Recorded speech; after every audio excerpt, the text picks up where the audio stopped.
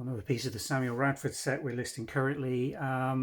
Dates from 1880s. It's in this lovely green and white porcelain with this fantastic moulding, which really makes these pieces. They've got this lower 1/4 ribbed moulding with this line around the outer aspect of it, and then flat walls, and then coming up to this pie crust rims with these tiny little what turn into scallop, little beaded scallops with the fine gilt on it. Really nicely done.